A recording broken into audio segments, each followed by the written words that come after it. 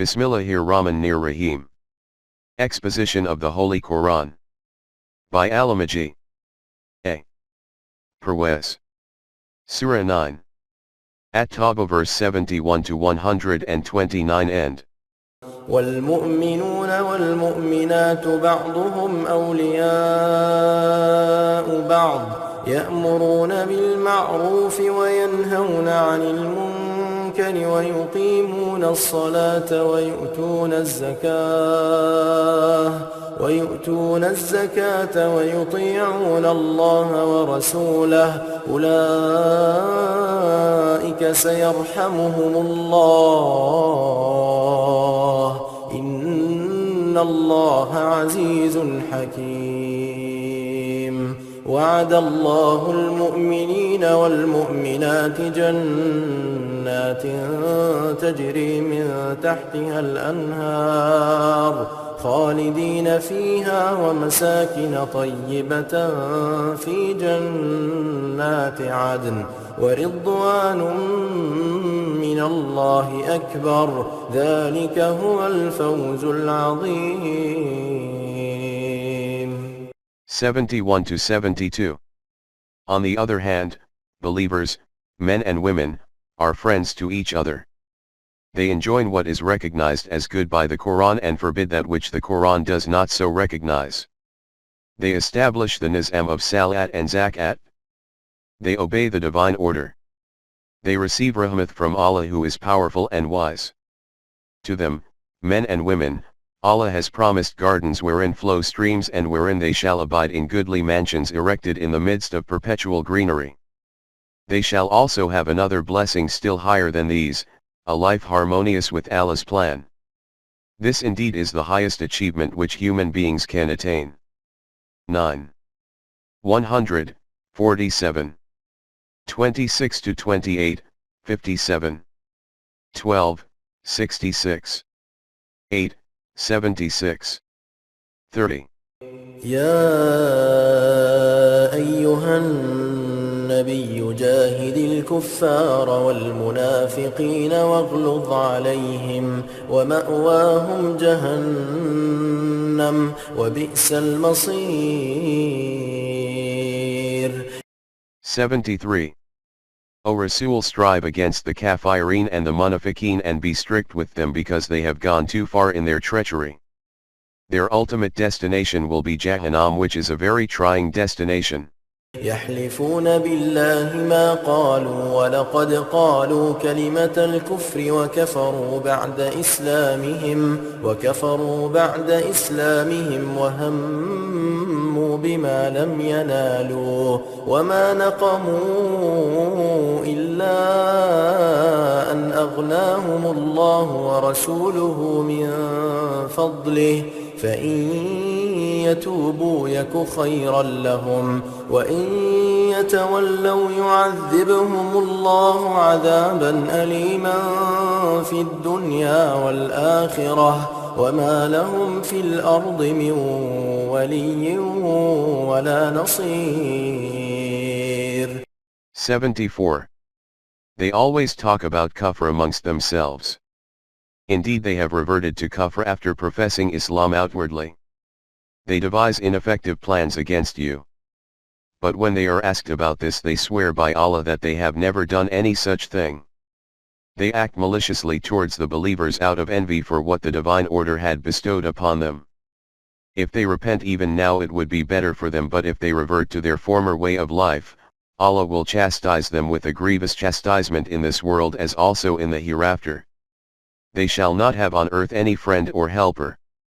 ومنهم من عاهد الله لئن آتانا من فضله لنصدقن ولنكونن من الصالحين فلما آتاهم من فضله بخلوا به وتولوا وهم معرضون.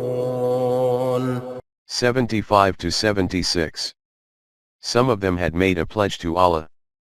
If Allah gave them riches out of His bounty, they would certainly contribute towards the cause of Allah and thus be amongst the Salihin. But when Allah gave them riches out of His bounty, they became miserly and retracted from their covenant.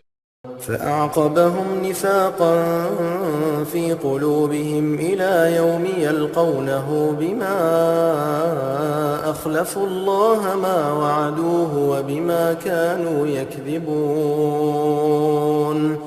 77. Thus hypocrisy clung to their hearts until the day of reckoning. This was because they had not kept their promise to Allah and had lied. ألم يعلموا أن الله يعلم سرهم ونجواهم وأن الله علام الغيوب. 78. Do they not know that Allah is aware of their secrets and their whisperings amongst themselves? Allah is aware of all that is kept hidden.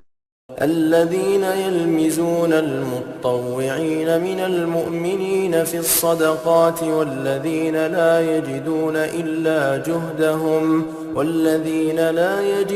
إلا جهدهم فيسخرون منهم سخر الله منهم ولهم عذاب أليم. 79. Their meanness goes to such an extent that they say to those mu'mineen who have the means to contribute to the cause of Allah that they do so for the sake of show. And they scoff at those who can only offer their services, saying that they are paupers. Their scoffing will return to them in the form of grievous chastisement. استغفر لهم أو لا تستغفر لهم إن تستغفر لهم 70 مرة فلن يغفر الله لهم ذلك بأنهم كفروا بالله ورسوله والله لا يهدي القوم الفاسقين. 80. O Rasul, you grieve about them and desire that they should be protected, but this cannot come to pass no matter how ardently you desire it. This is because they have stubbornly rejected the divine order. Such fasiqeen can in no way follow the right path. 4. 64, 63. 5-6.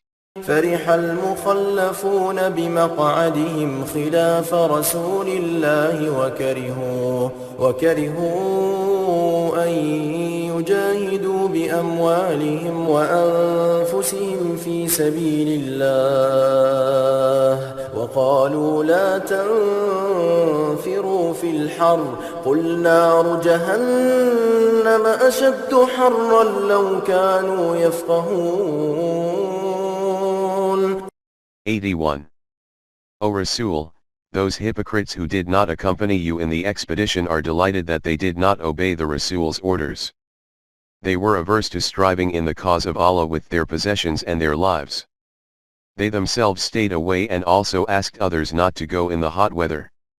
Say to them, O Rasul, that the fire of Jahannam is more severe in heat if they could only understand. فليضحكوا قليلا وليبكوا كثيرا جزاء بما كانوا يكسبون. 82. Let them laugh for a while. They shall weep for long as a recompense for what they have done. فإن رجعك الله إلى طائفة منهم فاستأذنوك للخروج فقل لن تخرجوا معي أبدا ولن تقاتلوا معي عدوا إنكم رضيتم بالقعود أول مرة فاقعدوا مع الخالفين. 83. If after returning from this expedition, some of them, on some other occasion, ask to accompany you to the battlefield, tell them, by no means shall you ever go to the battlefield along with me or fight the enemy by my side. You were very happy to sit at home when you were called before, so now you are free to sit at home along with those who have chosen to lag behind. ولا تصل على أحد منهم مات أبدا ولا تقم على قبره إنهم كفروا بالله ورسوله وماتوا وهم فاسقون. 84. The time has come for you to sever even your social relationships with them. Do not participate even in their funeral rites because they had resisted the divine order till their last day and had died as fasiqeen. ولا تعجبك أموالهم وأولادهم إنما يريد الله أن يعذبهم بها في الدنيا وتزهق أنفسهم وهم كافرون. 85.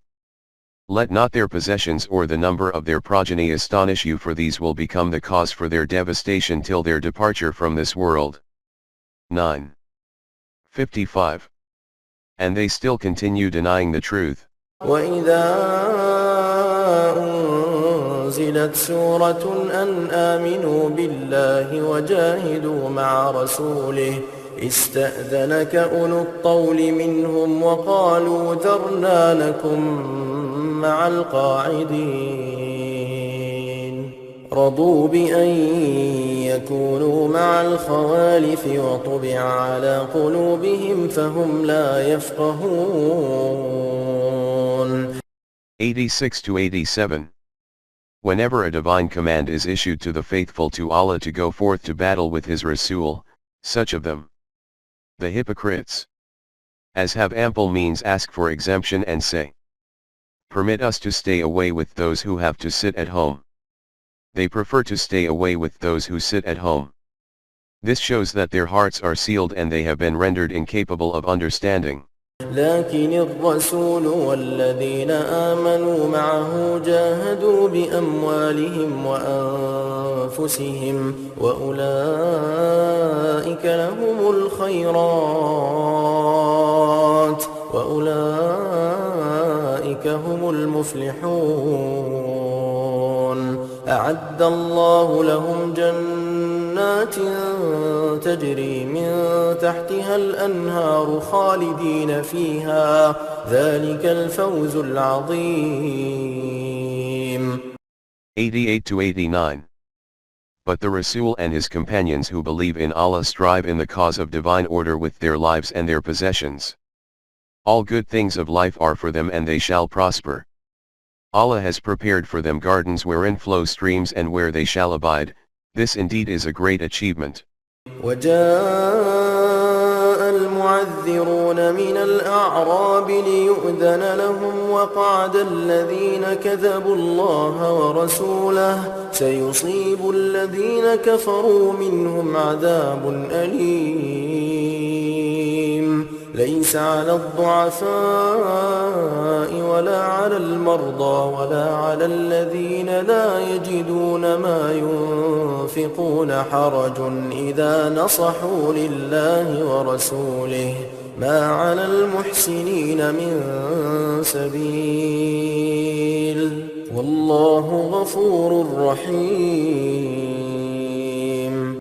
90-91. Not only the townspeople but also some of the Arab nomads come to you to offer excuses, praying for permission to stay behind, while others who have gone back upon their pledge they gave to the divine order, sit at home.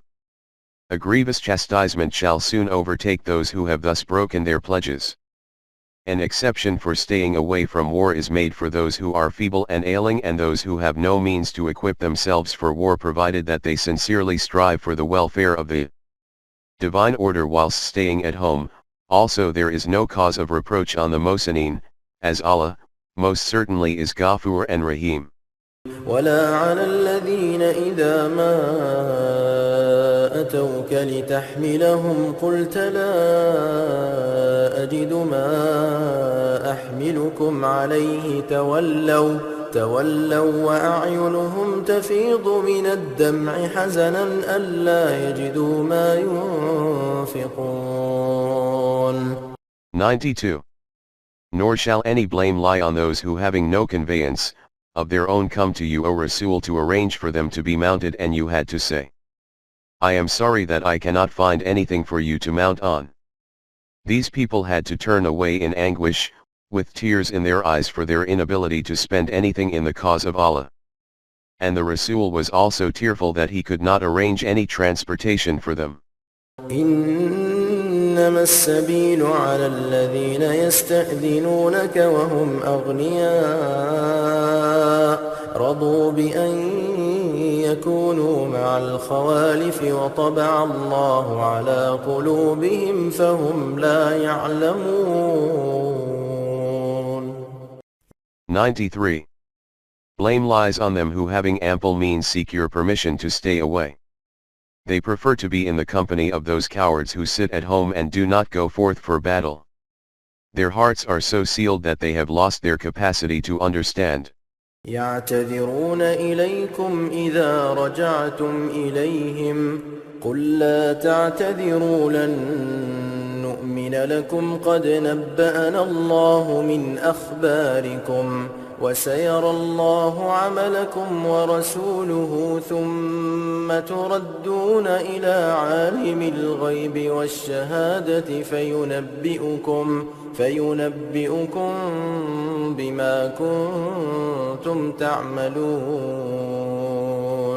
سيحلفون بالله لكم إذا انقلبتم إليهم لتعرضوا عنهم فأعرضوا عنهم إنهم رجس ومأواهم جهنم جزاء بما كانوا يكسبون. 94-95. But when you return from your expedition, they come forward to offer their apologies to you. Say to them, O Rasul, in no case can we believe you now. Allah had already told us the truth about you. 47. 30. For the time being the divine order shall keep a watch on your doings. The law of Mukafat will lay bare all that you conceal and test all that you profess. They will appeal to you in the name of Allah not to reprimand them. It is better for you to leave them alone for the time being, since their minds are diseased, which is affecting their process of thinking and creating doubts in their hearts. If they do not reform themselves, their destination will be Jahannam as a recompense for what they had been doing. يحلفون لكم لترضوا عنهم فإن ترضوا عنهم فإن الله لا يرضى عن القوم الفاسقين. 96. These people think that you are personally annoyed with them and therefore continue to appease you. 9. 62. This is not the case. There is no question of personal grievance or appeasement. The matter concerns the divine order, which will not reconcile with those who remain fasiqeen. الأعراب أشد كفرا ونفاقا وأجدر ألا يعلموا حدود ما أنزل الله على رسوله والله عليم حكيم. 97. The nomad Arabs are unyielding in their kufr and hypocrisy, and so obdurate that they do not appreciate the implications of the orders issued by the divine system, but Allah is all-knowing wise. ومن الأعراب من يتخذ ما ينفق مغرما ويتربص بكم الدوائر عليهم دائرة السوء والله سميع عليم. 98. There are some amongst them who regard what they give away in the cause of Allah as a fine imposed on them, and always wait for a change in the circumstances whereby they could encompass one day. For Allah is all-hearing and all-knowing. ومن الأعراب من يؤمن بالله واليوم الآخر ويتخذ ما ينفق قربات عند الله وصلوات الرسول ألا إن إنها قربة لهم سيدخلهم الله في رحمته إن الله غفور رحيم. 99. On the other hand, there are some amongst them who do believe in Allah and the life hereafter and consider what they give in the cause of Allah as a means of securing a high rank with Allah and the appreciation of the Rasul. They will surely secure high rank which will enable them to enter the rahmat of Allah who is both protector and rahim. والسابقون الأولون من المهاجرين والأنصار والذين اتبعوهم بإحسان رضي الله عنهم ورضوا عنه وأعد لهم جنات تجري تحتها الأنهار خالدين فيها أبدا ذلك الفوز العظيم. 100. Those amongst the Muhajirin and Ansar who were first and foremost in accepting Islam as well as those who had followed their example in the most noble manner are those who harmonize their lives with Allah's laws which are also in concord with them. Allah has prepared for them gardens wherein streams flow to abide therein beyond the count of time. This indeed is a mighty achievement. 8. 61, 64, 74, 18. 28, 48. 29, 57. 10. وممن حولكم من الأعراب منافقون ومن أهل المدينة مردوا على النفاق لا تعلمهم نحن نعلمهم سنعذبهم مرتين ثم يردون إلى عذاب عظيم. 101. There are some hypocrites amongst the Arab nomads around you and even amongst the people of Al-Madinah who persist in hypocrisy. You do not know them, O Rasul, but we know them. 9. 94. We will chastise them lightly twice, but thereafter they will have a severe chastisement. وآخرون اعترفوا بذنوبهم خلطوا عملا صالحا وآخر سيئا عسى الله أن يتوب عليهم إن الله غفور رحيم. 102. There are others who have admitted their faults. Along with their wrongs they have also done some good. Their repentance is acceptable, for Allah is protector and rahim. خذ من أموالهم صدقة تطهرهم وتزكيهم بها وصل عليهم إن صلاتك سكن لهم والله سميع عليم. 103. You may therefore accept their contribution. This would mean that they have been accepted as members of your society and system, and in association with other members, make arrangements for their education which would purify them, by removing all doubts from their minds, and nourish them. As they grow in their qualities, you should applaud them because your applause will certainly bring them peace of mind. Allah is all-hearing and all-knowing. ألم يعلموا أن الله هو يقبل التوبة عن عباده ويأخذ الصدقات وأن الله هو التواب الرحيم. 104. Do they not know that among the people, who, realizing their wrongdoings, promise to undo it? Tawbah. And then affirm to go straight in future. Allah accepts their tawbah from His ibad, and also accepts their contribution. Because in the divine system, such a provision exists. Know that Allah is oft returning with all the provisions of nourishment, in fullest measure. وقل اعملوا فسيرى الله عملكم ورسوله والمؤمنون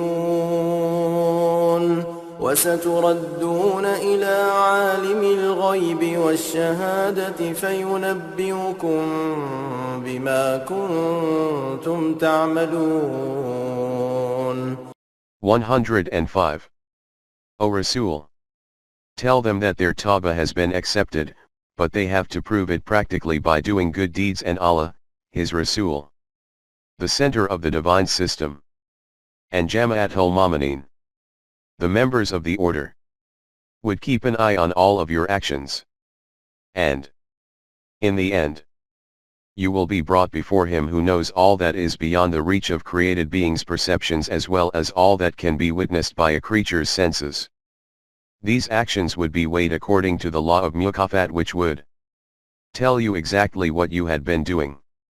وآخرون مرجون لأمر الله إما يعذبهم وإما يتوب عليهم والله عليم حكيم.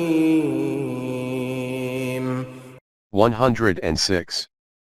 Most of the cases of those who faltered have been decided. Only a few have been deferred, awaiting Allah's command, whether they should be punished or forgiven, according to His laws, who is all-wise. والذين اتخذوا مسجدا ضرارا وكفرا وتفريقا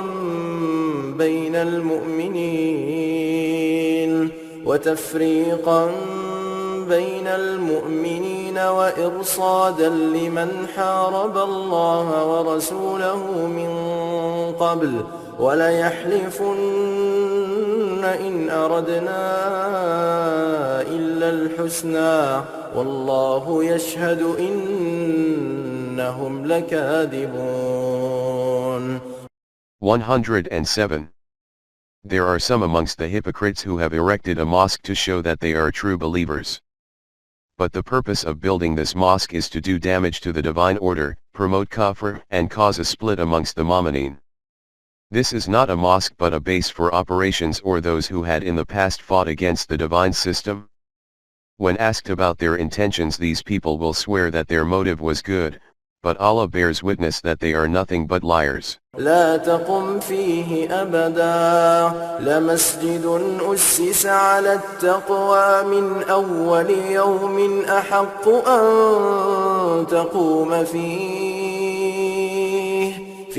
رجال يحبون أن يتطهروا والله يحب المطهرين.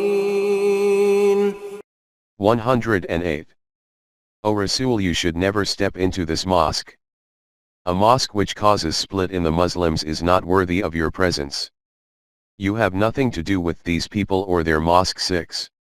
160. Only that mosque is worthy of your presence which has been founded on taqwa from the beginning and is frequented by those who are pure from all types of factions and schisms, and are desirous of growing in purity.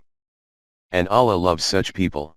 أفمن أسس بنيانه على تقوى من الله ورضوان خير أم من أسس بنيانه على شفا جرف هار فانهار به في نار جهنم والله لا يهدي القوم الظالمين. 109. Which of the two is better, one who has laid the foundations of his edifice on taqwa and harmony with Allah's laws, or one who has raised it on the edge of a crumbling bank which is bound to drag him to the fire of Jahannam? Zalimeen never follow the right path. لا يزال بنيانهم الذي بنوا ريبة في قلوبهم إلا أن تقطع قلوبهم والله عليم حكيم. 110. This building which they have built will be a source of constant disquiet to them until their hearts are torn to pieces. Allah is the knowing and is wise. إن الله اشترى من المؤمنين أنفسهم وأموالهم بأن لهم الجنة يقاتلون في سبيل الله فيقتلون ويقتلون وعدا عليه حقا في التوراة والإنجيل والقرآن ومن أوفى بعهده من الله فاستبشروا ببيعكم الذي بايعتم به وذلك هو الفوز العظيم. 111. On the other hand, there are believers who have entered into a transaction with Allah through the instrumentality of the divine order, who purchases their very persons and their worldly possessions in return for the abiding blissful life of Jannat. They shall fight in the cause of Allah and slay and be slain, and on the part of Allah the promise of Jannat is binding. Similar promises were also made in the Torah and the Bible and are reiterated here in the Quran. Who is better than Allah in fulfilling promises? O believers! Rejoice then on the bargain effected, which is a great achievement. التائبون العابدون الحامدون السائحون الراكعون الساجدون الآمرون بالمعروف والناهون عن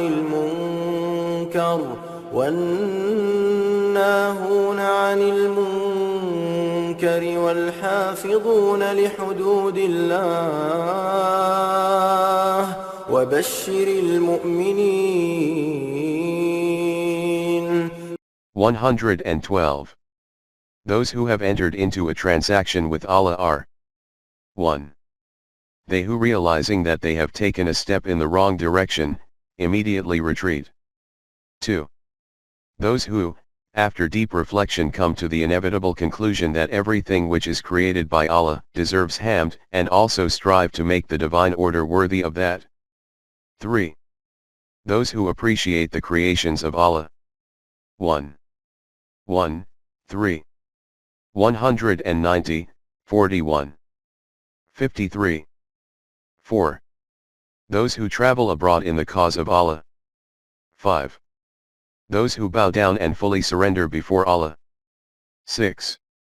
Those who enjoin what has been declared to be right by the Quran and forbid the opposite. 7. Those who, in short, live within the bounds prescribed by Allah. O Rasul, convey glad tidings to these mu'mineen. ما كان للنبي والذين آمنوا أن يستغفروا للمشركين ولو كانوا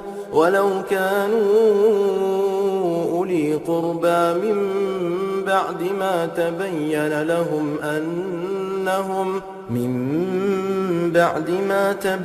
لهم أنهم أصحاب الجحيم.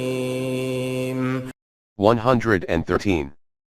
It is not befitting for the Nabi and the Jama'atul Mu'mineen that they should seek protection for the Mushrikeen, even though they be near of kin, once it has become clear to them that these people are to be the inmates of Jahannam. وما كان استغفار إبراهيم لأبيه إلا عن موعدة وعدها إياه فلما تبين له أنه عدو لله تبرأ منه إن إبراهيم لأواه حليم. 114. It may be asked then as to why Abraham promised his father to seek protection for him.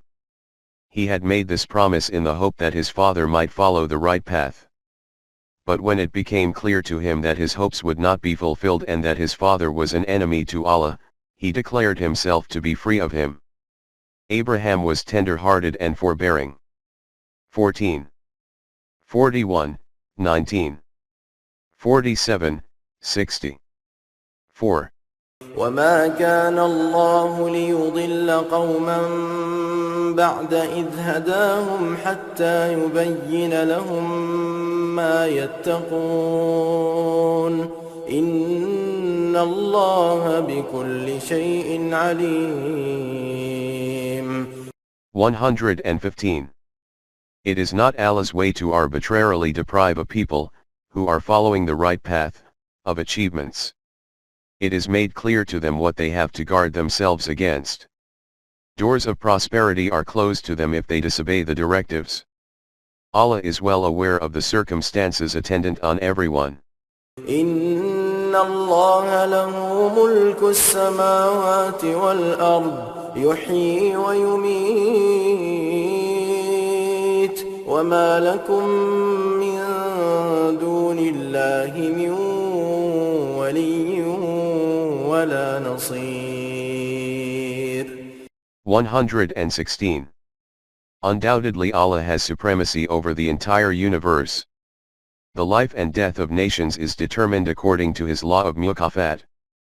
Besides him, there is no friend or helper for you. لقد تاب الله على النبي والمهاجرين والأنصار الذين اتبعوه في ساعة العسرة من بعد ما كاد يزيغ قلوب فريق منهم ثم تاب عليهم إنه بهم رءوف رحيم. 117. Allah bestowed his rahmat upon his Nabi and the Muhajirin and Ansar who had followed him in the hour of distress, even though some of them had almost lost their courage. He has now bestowed his rahmat on them again. وعلى الثلاثة الذين خلفوا حتى إذا ضاقت عليهم الأرض بما رحبت وضاقت عليهم أنفسهم وظنوا أن لا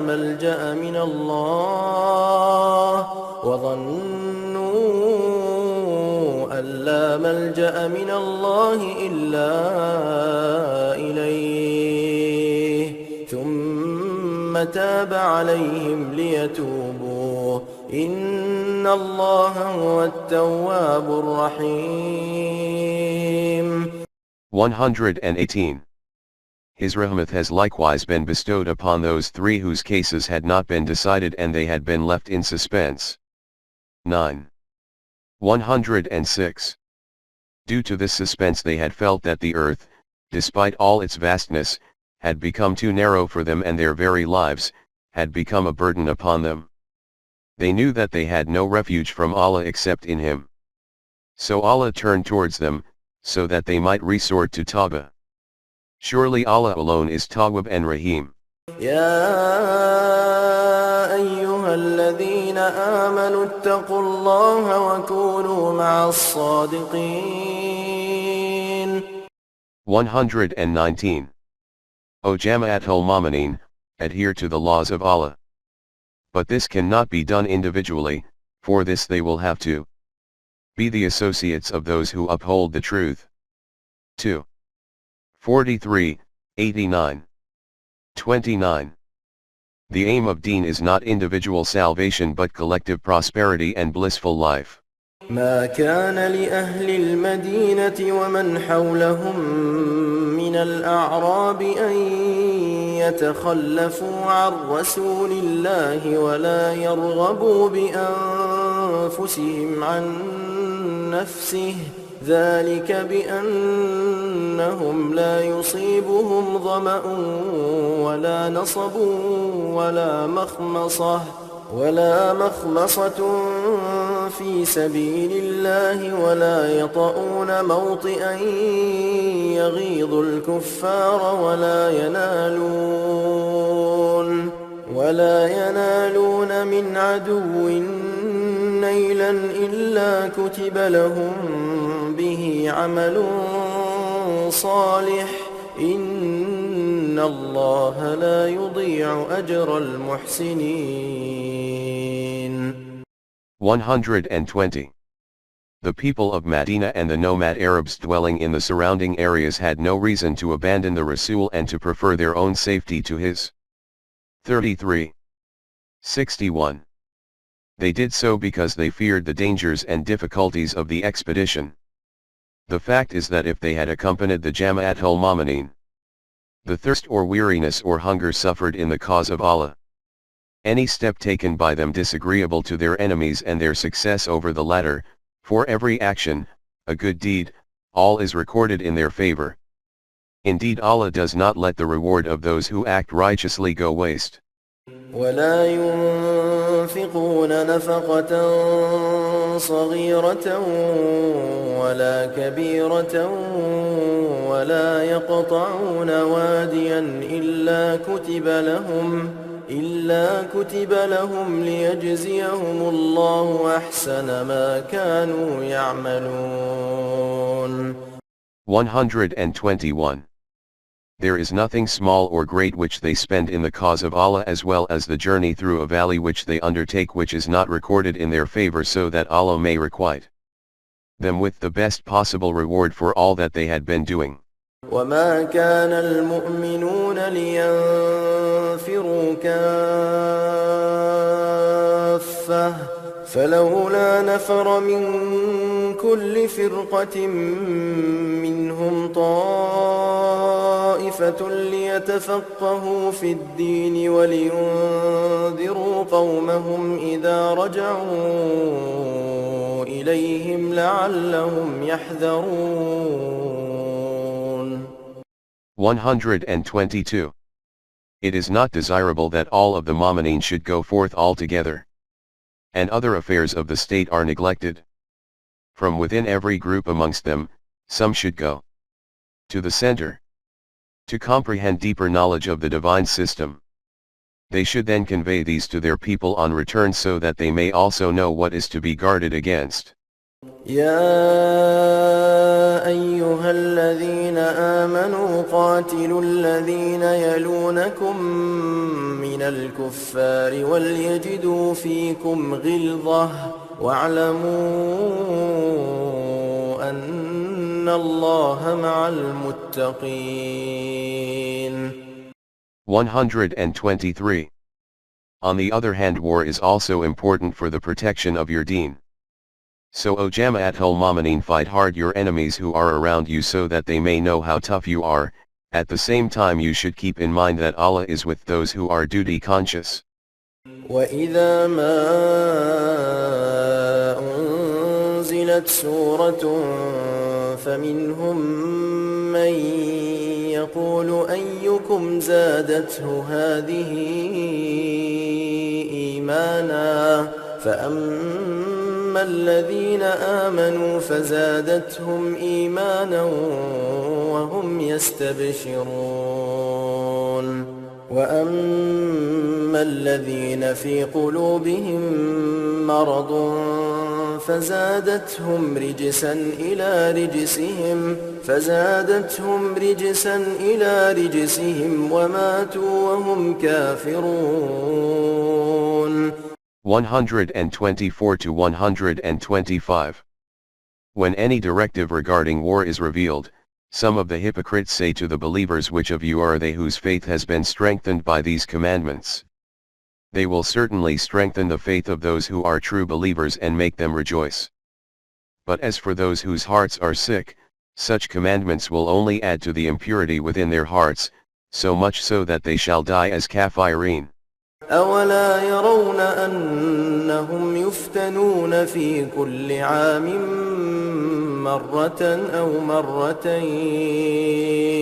ثُمَّ لَا يَتُوبُونَ وَلَا هُمْ يَذَّكَّرُونَ.